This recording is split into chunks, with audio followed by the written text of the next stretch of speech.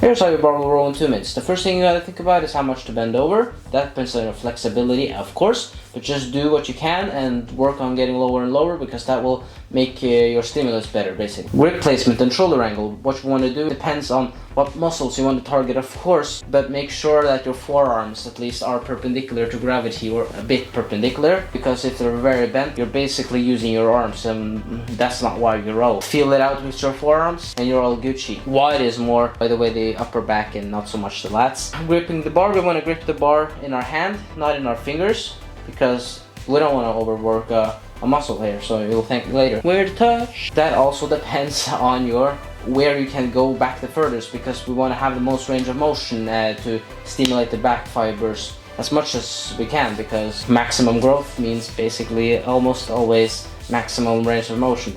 So do what allows your elbows to travel the furthest back. Usually that's not at the navel point, right, as many people do. Go a bit higher, but experiment.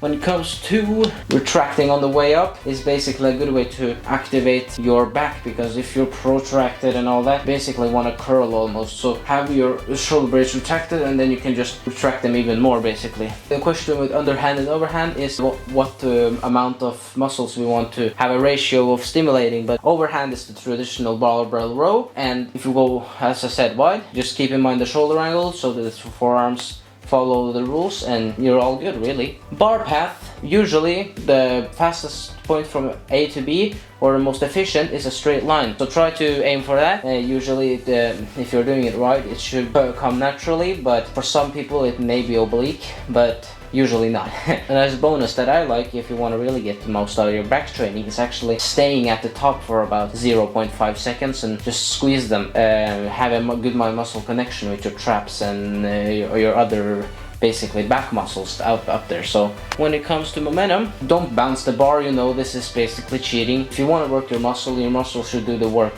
right? Isn't that a poet? So yeah, that's basically it.